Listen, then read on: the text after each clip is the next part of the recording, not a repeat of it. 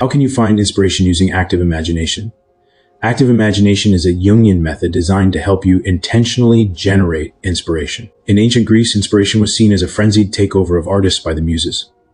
Carl Jung later characterized inspiration as a potent and creative fire that uses the artist as its instrument. This powerful force of creativity can often seem completely outside our conscious direction. At times, we may feel consumed by its intensity, while at other times we struggle to find any spark. Fortunately, active imagination provides a way to consciously engage this creative energy. It allows us to, in a sense, invite the muses and access their fire whenever we feel uninspired.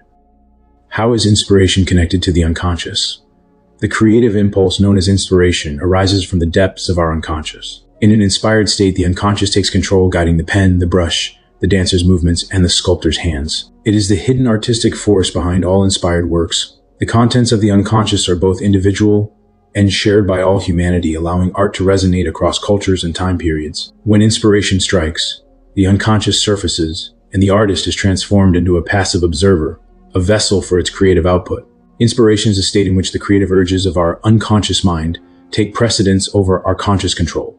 Therefore, our ability to produce inspired art depends directly on how receptive we are to these unconscious impulses. Although inspired states usually appear spontaneously, some people are more prone to them than others. However, it is possible to intentionally access inspiration by enhancing our openness to the unconscious. Carl Jung developed this method in 1913 and named it active imagination. It functions as both a therapeutic approach and a means of fostering creativity. What are the steps of active imagination for creative expression? Active imagination for creative expression involves two main steps.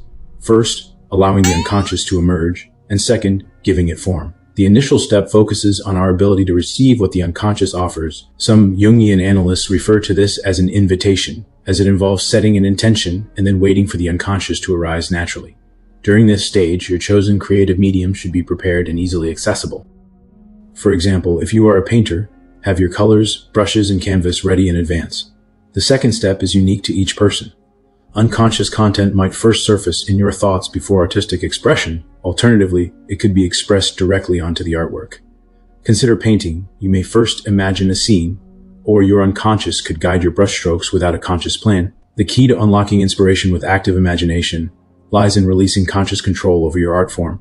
This allows your unconscious to fully guide your creative process. As Jungian analyst Joan Chodorow noted, Jung described a wide variety of forms that include writing, drawing, painting, sculpting, weaving, music, dancing, as well as the creation of rituals and dramatic enactments.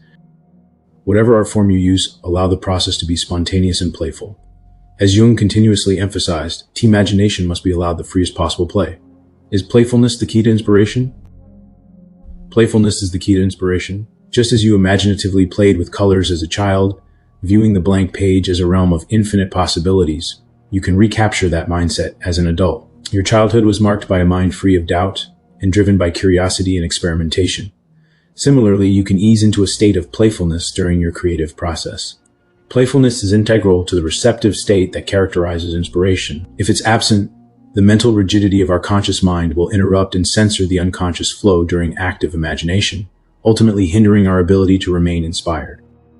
Carl Jung offered numerous descriptions of the active imagination method. Notably, he seemed to prefer those that drew parallels to childish play. Once every good idea and all creative work are the offspring of the imagination, and have their source in what one is pleased to call infantile fantasy. According to Jung, the debt we owe to the play of imagination is incalculable.